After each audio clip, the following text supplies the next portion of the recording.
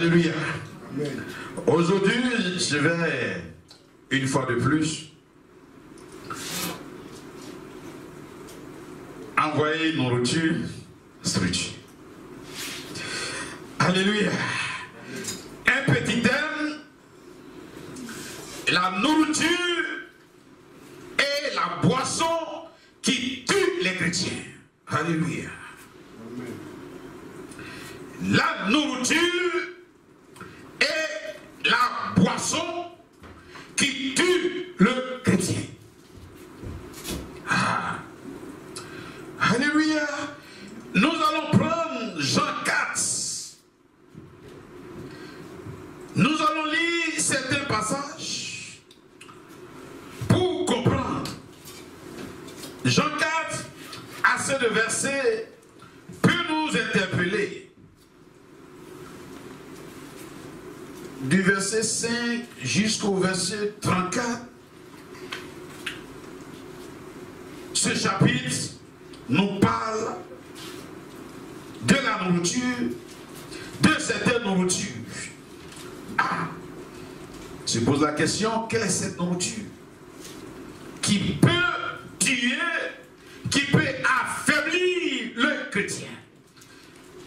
Je vais prendre dans ce chapitre de Jean 4 certains versets.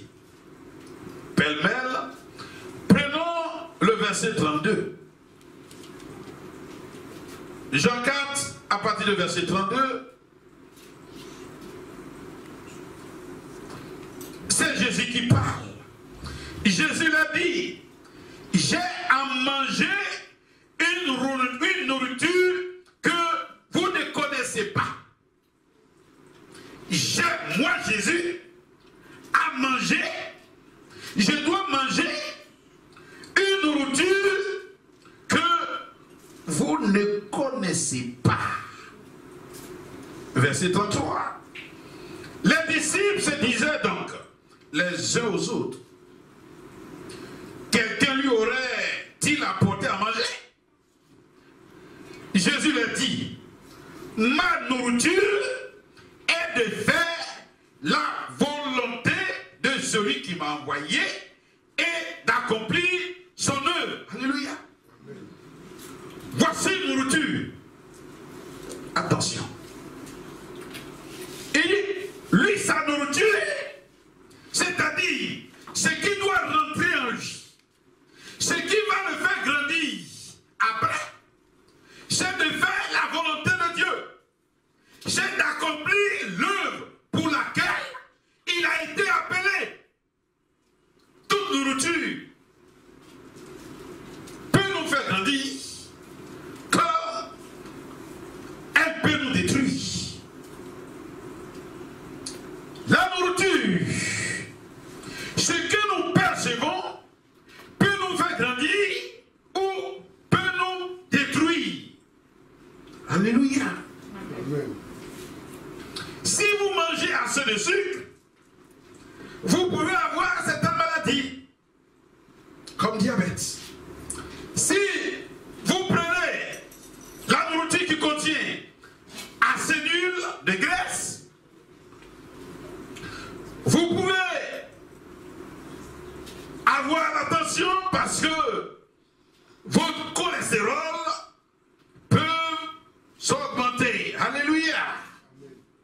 Alors, le chrétien, quelle est sa nourriture préférée?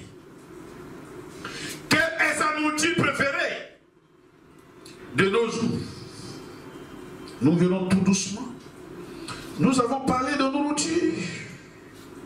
Mais, l'histoire dans Jean 4 nous dit aussi que Jésus, une histoire très intéressante avec la femme samaritaine. Jésus a dit à la femme samaritaine,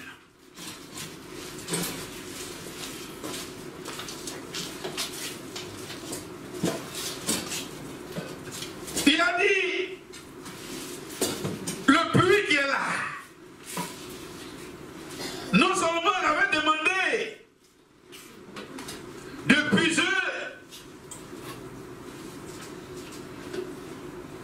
puits qui est là de l'eau et de donner à boire. Alléluia. Nous pouvons lire cette histoire qui est intéressante. Dans Jean 4, à partir du verset 8, on va aller vite.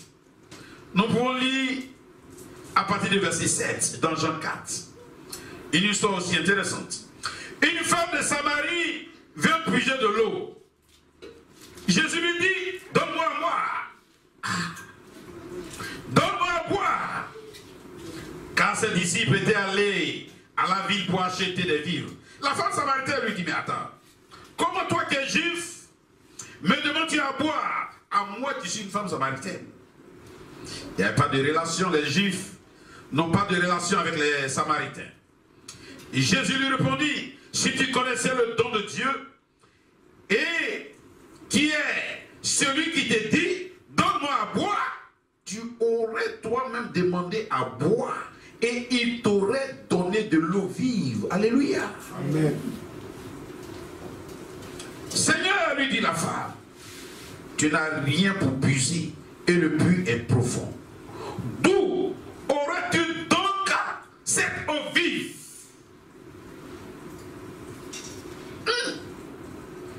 Es-tu plus grand que notre père Jacob qui nous a donné ce puits et qui en a bu lui-même ainsi que ses fils et ses troupeaux?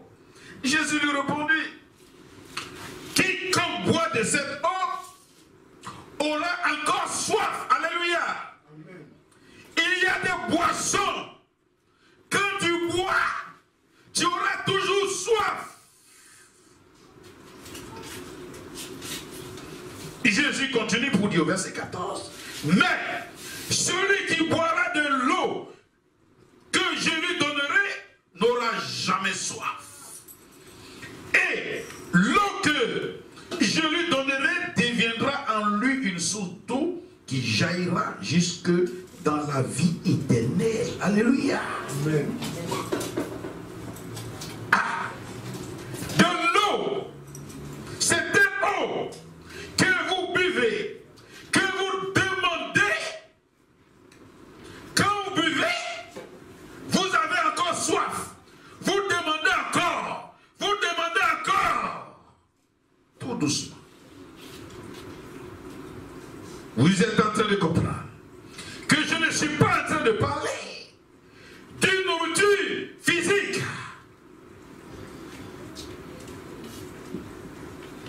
Si vous voulez bien.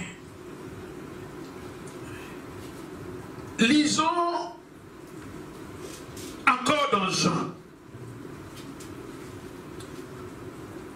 Dans Jean 6.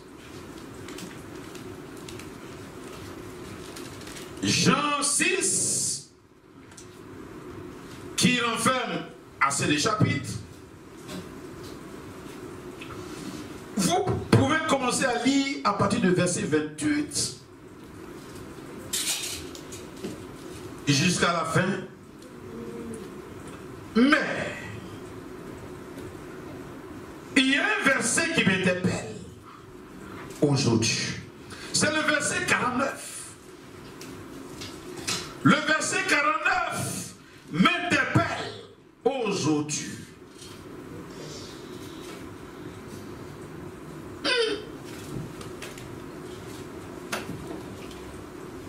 Nous lisons Jean 6. Il dit, vos pères ont mangé la manne dans le désert et ils sont morts. Ah, quelle est cette nourriture? Qui a donné la manne? C'est Dieu qui lui a donné la manne. Ils ont mangé. Ils sont morts. Alléluia.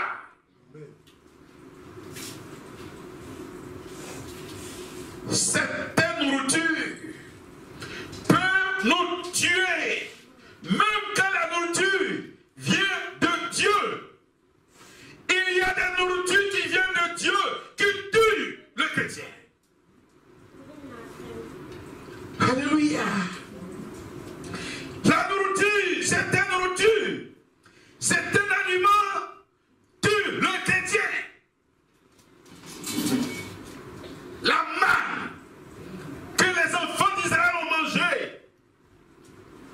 est venue de Dieu. Ils ont demandé, ils ont réclamé, mais ils ont mangé, ils sont morts. Nous devons savoir, demander certaines choses. On se pose la question. Mais Dieu qui est notre Père, nous donne-t-il les mauvaises choses? 1 Corinthiens 10, pour encore comprendre ce que je veux enseigner ce jour. 1 Corinthiens 10,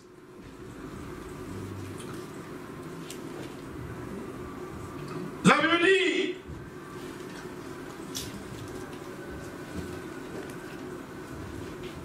nous pouvons lire à partir du premier verset. 1 Corinthiens 10. Frères, je ne veux pas que vous ignoriez que nos pères ont tous été sous la nuée. Ils ont tous passé au travers de la mer. Ils ont tous été baptisés en Moïse dans la nuée et dans la mer. Ils ont tous mangé le même aliment spirituel. Ils ont tous bu le même breuvage spirituel, car ils buvaient à un rocher spirituel qui les suivait, et ce rocher était Christ. Mais la plupart d'entre eux ne furent point agréables à Dieu, puisqu'ils périrent dans le désert. Alléluia. Dieu peut tout te donner, mais tu peux ne pas aller au ciel. C'est compliqué cette histoire. Tu peux réclamer des choses à Dieu. Certaines nourritures, certains besoins à Dieu. Nous devons savoir demander à Dieu. Dieu peut te combler de tout ce que tu as besoin. Et aller à l'enfer, mourir, cadeau. Certaines nourritures provenant de Dieu peut te tuer, peut t'envoyer à l'enfer. La Bible dit, or, ces choses sont arrivées pour nous servir d'exemple. Écoutez bien. Ils ont bu, ils ont mangé des choses que Dieu leur avait données. Mais ils sont tous morts. La Bible dit dans 1 Corinthiens 10, verset 6, or, ces choses sont arrivées pour nous servir d'exemple, afin que nous n'ayons pas de mauvais désirs comme ils en ont eu. Alléluia. Amen. Ces choses sont arrivées pour nous servir d'exemple. Aujourd'hui, qu'est-ce que nous constatons? Quelle est la nourriture que nous demandons à Dieu?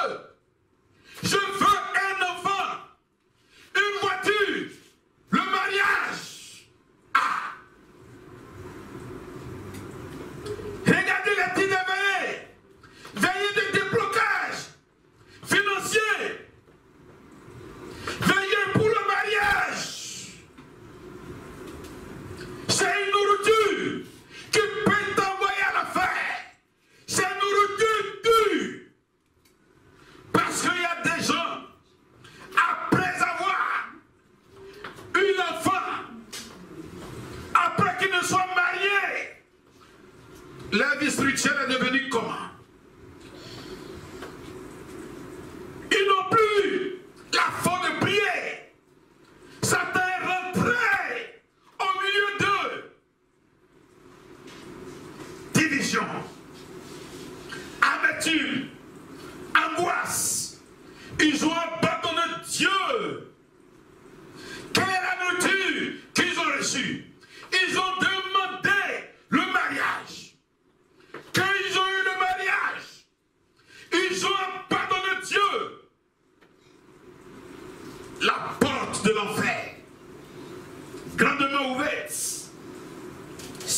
Cette nourriture tue le chrétien. La plupart des chrétiens ne viennent pas à l'église pour adorer Dieu comme il se doit, pour donner la vie à Dieu comme il se doit. Ils viennent parce que quelque chose leur manque. Ils viennent parce qu'ils ont un besoin. Et quand ils sont comblés, ils rétrogradent. Quand ils obtiennent cette nourriture, ils rétrogradent. Alléluia. Voici la nourriture qui tue le chrétien. Nos besoins charnels, nos besoins égoïstes peuvent nous envoyer à l'enfer. Quand nous sommes rassasiés de certaines choses que nous avons demandé à Dieu, que Dieu nous a donné, c'est terminé. On devient pire que le païen. Entre nous, je vous pose la question. Qui parmi vous, se lève un jour pour demander à Dieu de lui donner les dons spirituels?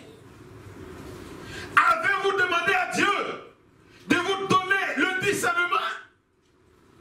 Avez-vous demandé à Dieu de vous donner la sagesse? Avez-vous demandé à Dieu de vous équiper pour son œuvre? Les dons spirituels peuvent nous équiper pour les choses spirituelles, qui peuvent nous envoyer au ciel. Mais nous avons abandonné les choses spirituelles de Dieu et nous réclamons à Dieu ces choses charnelles qui nous détruisent. Ces nourritures nous détruisent. Alléluia. Je suis venu dire à quelqu'un, il est vrai que tes demandes peuvent être justes. Tes demandes devant Dieu n'engagent que toi. C'est toi qui vis ta vie. Mais n'oublions pas ce que Jésus nous a dit. Cherchons premièrement le royaume des cieux, le royaume de Dieu, et tout nous sera donné. Nous faisons l'inverse. L'inverse peut nous détruire. Alléluia. Amen. Par moment, je veux enfant, je veux enfant, je veux enfant. On se promène d'église en église, d'église en église. Cette prière, cette manière de faire devient de l'idolâtrie. De l'idolâtrie. Et c'est ce qui nous tue. Alléluia. Amen. Ces choses nous tuent. Quand vous lisez bien la Bible nous dit, fuyez l'idolâtrie. Oui. Il dit de fuir l'idolâtrie. Alléluia. Amen. Nous continuons. Dans 1 Corinthiens 10, on est au verset 7. Il dit, 1 Corinthiens 10 au verset 7, il dit, ne devenez point idolâtres. Le fait de s'accentuer sur cette demande charnelle vous rend idolâtre. Vous devenez idolâtre. Ne devenez point idolâtre. 1 Corinthiens 10, verset 7. Comme quelques-uns d'eux, selon qui est écrit, le peuple s'assit pour manger et pour boire, puis se levait pour se divertir. Ne nous livrons point à l'impudicité. Comme quelques-uns d'eux s'y livraient de sorte qu'ils en tombaient 23 000 en un seul jour. Alléluia. Amen. Nous continuons au verset 11. Une fois de plus, Jésus nous dit, ces choses leur sont arrivées pour servir d'exemple. Et elles ont été écrites pour notre instruction, à nous qui sommes parvenus à la fin du siècle. Alléluia. Amen. Ces choses-là, ces choses charnelles que les gens ont demandées et par la suite sont devenus idolâtres et sont morts. Ces choses, non seulement ont été écrites, mais elles ont été écrites pour servir d'exemple. Mes chers amis, nous devons savoir demander. Nous devons savoir orienter à partir d'aujourd'hui nos prières. Aujourd'hui, je vais dire à quelqu'un de réclamer les dons spirituels. Vous devez être équipé spirituellement. Vous devez grandir spirituellement. Il y a des choses aussi que vous ne pouvez pas obtenir tant que vous n'avez pas grandi spirituellement. Parce qu'un enfant, il y a des choses qu'il ne peut pas obtenir. Un enfant de 10 ans, est-ce que s'il demande voiture à son père peut lui donner? Tu es encore bébé de 10 ans et tu réclames des choses à Dieu. Attends. Grandis spirituellement. Grandis spirituellement. Grandis spirituellement d'abord. Un père, quand son enfant est petit, l'enfant peut avoir des envies. Papa, moi je vais avoir telle chose. Son père regarde et dit, tu n'as pas encore obtenu l'âge. Tu n'as pas encore grandi. Tu n'as pas l'âge d'avoir cette chose. Alléluia. Amen. Il en a pour le chrétien. Vous demandez, vous n'obtenez pas parce que vous n'êtes pas encore grand spirituellement. Vous êtes encore des bébés spirituels. On va vous donner des choses, vous ne pouvez pas vous servir de ça. C'est quand tu seras grand spirituellement que ton père trouvera mieux de te donner certaines choses. Un bébé ne peut pas obtenir une voiture. Un bébé, même on ne peut pas lui donner une moto. Comment le bébé va rouler la moto? Tu es bébé spirituel. Alléluia. Amen. Le verset 14 de 1 Corinthiens 10 dit, c'est pourquoi, bien-aimés, fuyez l'idolâtrie. Fuyez. Fuyez. Quand vous attendez des pasteurs, prêchez, venez. Tu vas te marier, venez. Tu vas travailler, venez. Tu vas avoir le visa, tu vas voyager, fuyez. C'est de l'idolâtrie. Alléluia. Amen. La Bible dit, fuyez, fuyez, fuyez l'idolâtrie. Cette nourriture qu'on veut vous faire manger, c'est de l'idolâtrie. Cette nourriture est empoisonnée. Cette nourriture tue.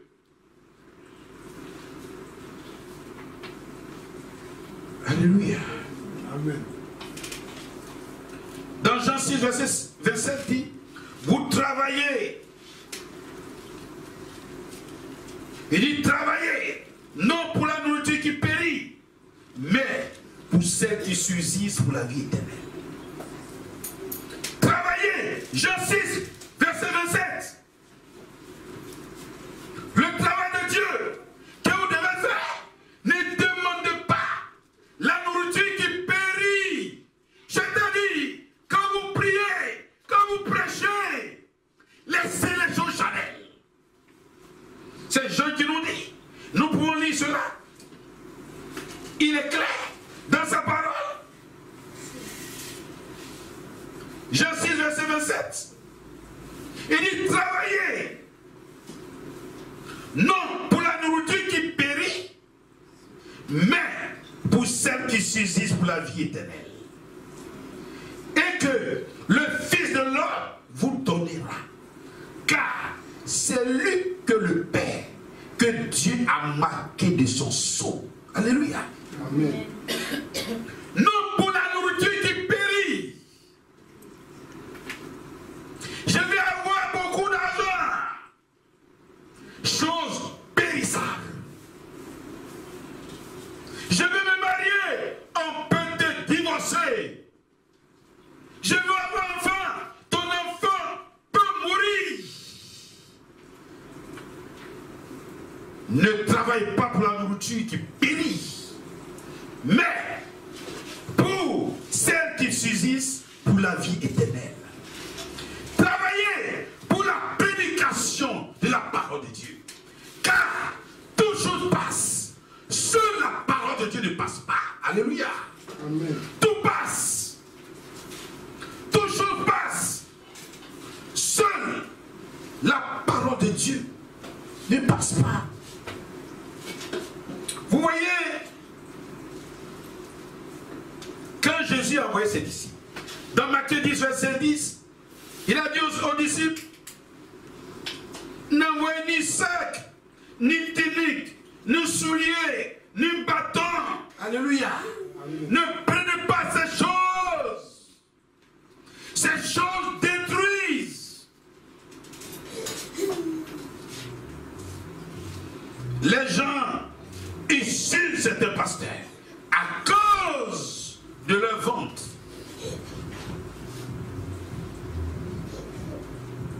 Dans Matthieu 14,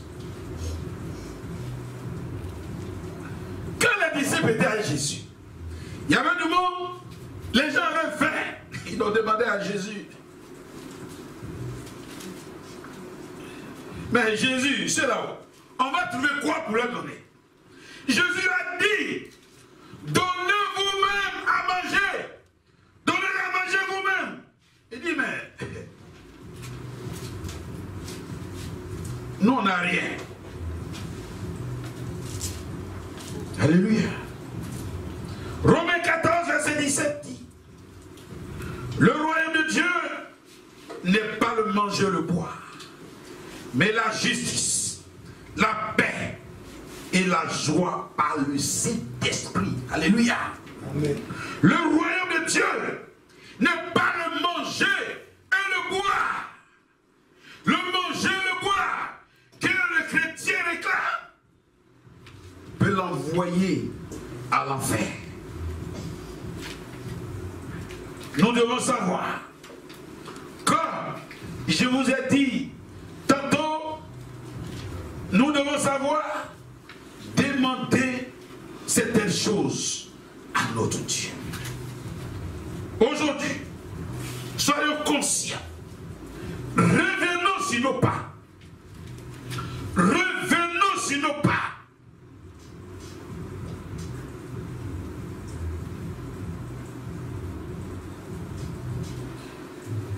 Quand vous lisez bien, Jean 6, verset 14, quand Jésus a multiplié le pain, quand les gens viennent de manger, qu'est-ce qu'ils ont dit?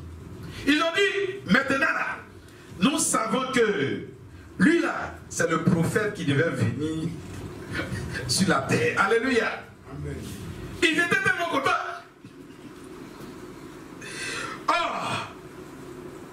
Jésus qui les regarde, il n'est pas content, il dit, mais ces choses vous détruisent. Ces choses vous détruisent.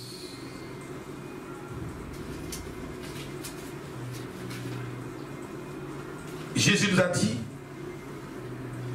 dans Matthieu 20, 22, vous ne savez pas ce que vous demandez.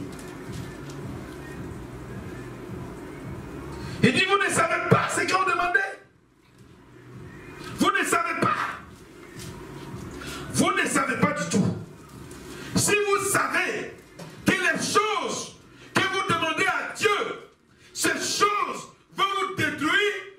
demandé. Les enfants d'Israël. Ils ont demandé la manne. Ils ont mangé la manne, ils sont morts. De nos jours, c'est ce que nous faisons. Arrêtons de demander les choses charnelles à Dieu. Demandons les dons spirituels. Demandons les choses qui peuvent nous faire grandir dans la foi. Et quand tu es grand, maintenant, tu peux tout avoir. Jacques 4, verset 3 dit, vous demandez mal. Vous demandez mal. Lisons 2-3 versets pour que je termine ce matin. Jacques 4. Il dit, Jacques 4, verset 3 dit, vous demandez et vous ne recevez pas. Parce que vous demandez mal dans le but de satisfaire vos passions. Dans le but de satisfaire vos passions. Alléluia. Ah. 2 fois. Quand nous demandons certaines choses qu'on n'arrive pas à obtenir, faisons attention. Parce que Dieu sait que la chose qu'il va te donner peut te détruire. Ça encore, il t'a exaucé. Mais quand il te donne même, il te fait du mal. Est-ce que si les enfants d'Israël n'avaient pas mangé de mal, peut-être qu'ils allaient vivre. Dans Jean 16, verset 24, jusqu'à présent, vous n'avez rien demandé à mon nom.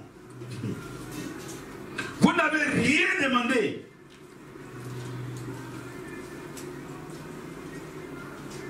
Vous n'avez rien demandé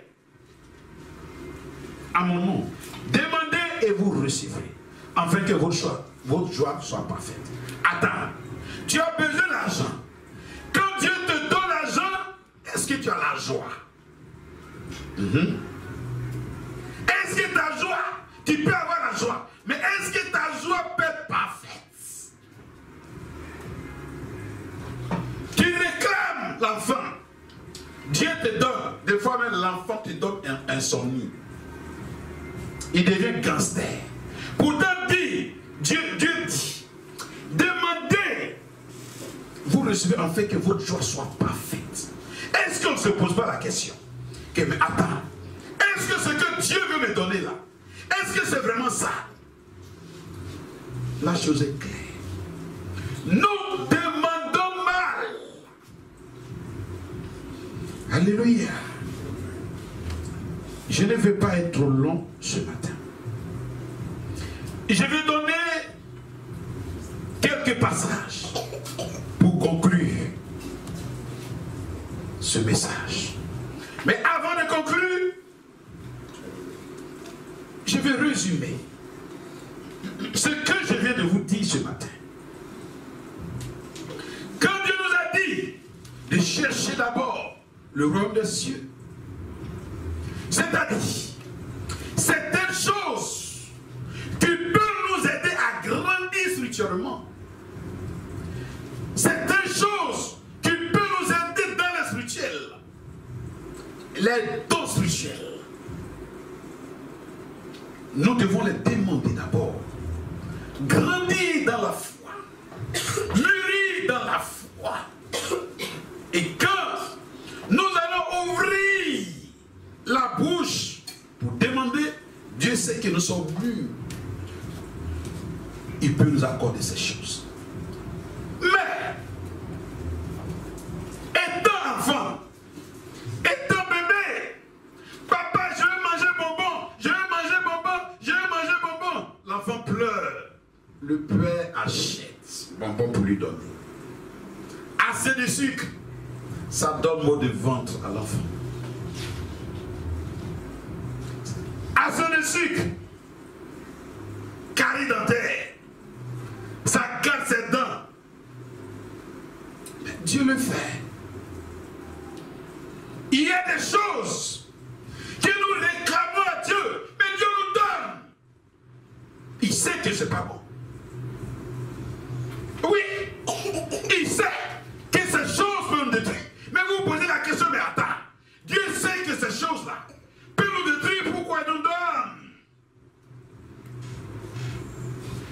Parce que tu veux satisfaire un besoin charnel, il te donne. Dieu respecte nos choix. Dieu respecte nos choix. Ce que nous voulons, il peut nous donner. Bien vrai qu'il connaît les conséquences. 2 Pierre 2. Je vais conclure mon message par quelques 2-3 versets.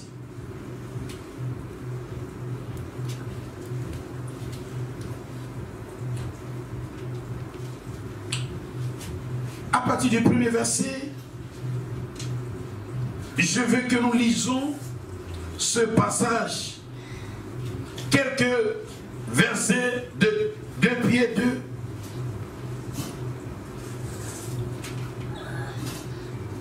À partir du premier verset.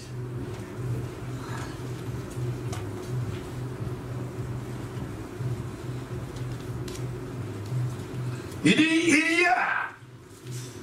il y a eu parmi, à partir du premier verset, le peuple de faux prophètes.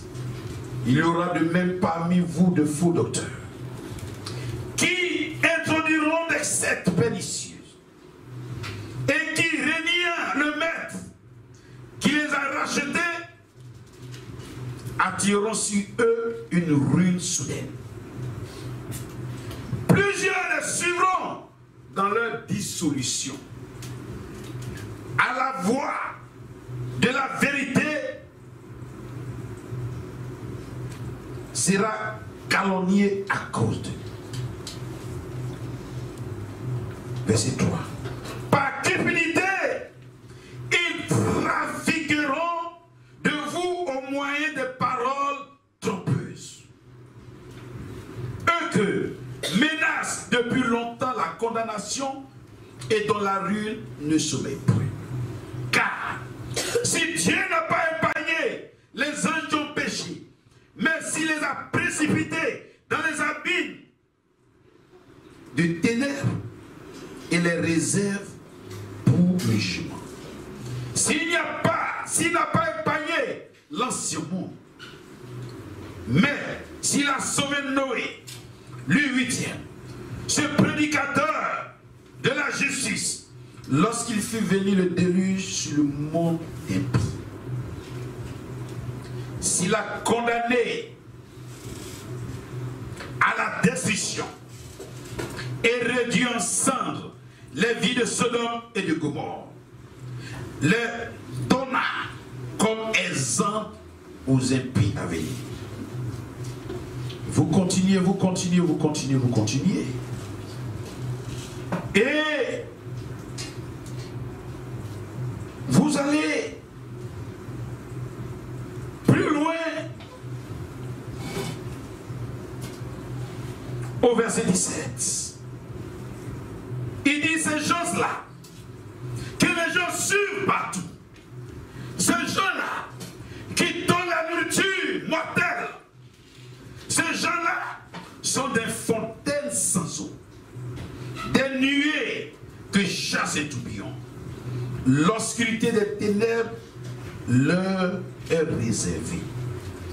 Avec des discours enflés de vanité, ils amorcent par les convoitises de la chair, par les dissolutions, ceux qui viennent à peine d'échapper aux hommes qui vivent dans l'égarement.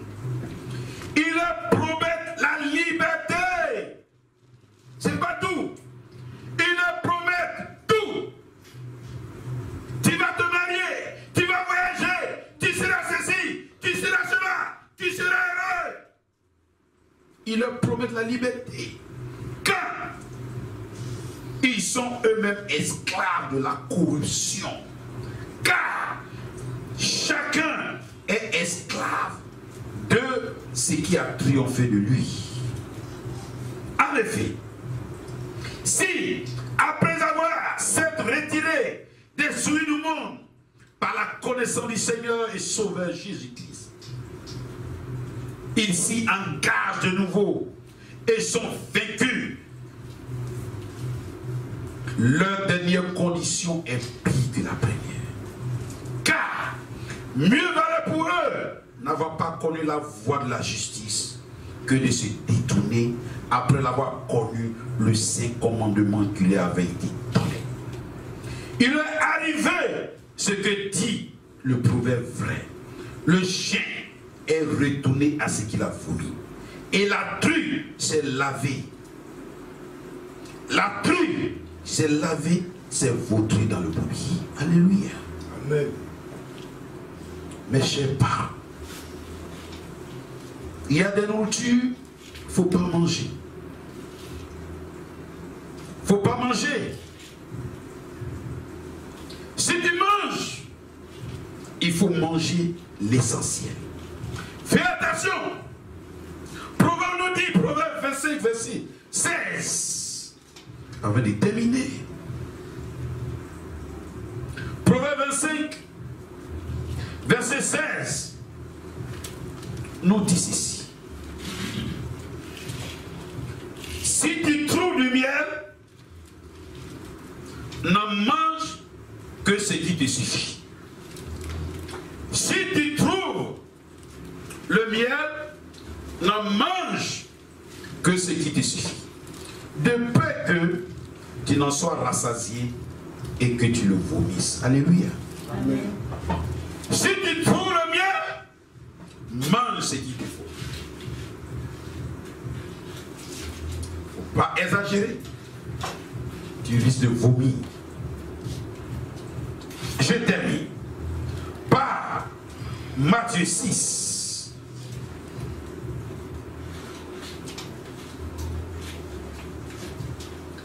À partir du verset 25. Dans Matthieu 6. Je lis ce passage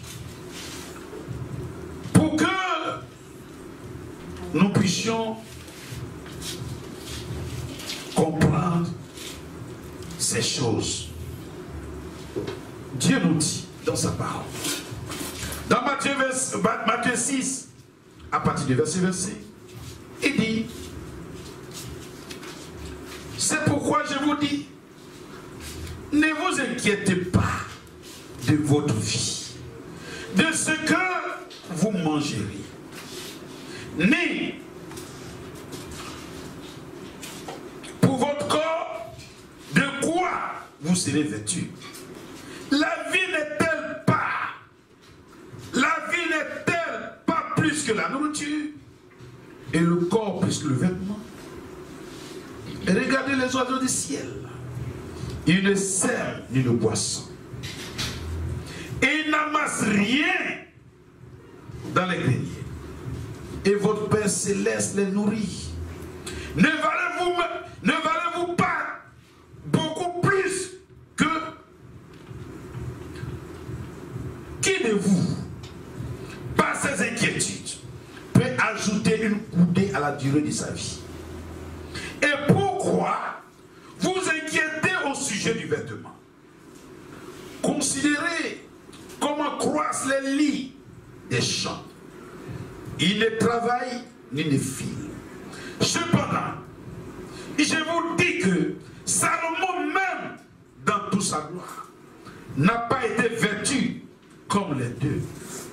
Si Dieu revêt ainsi l'herbe des champs, qui existe aujourd'hui et qui demain sera jeté au four, ne vous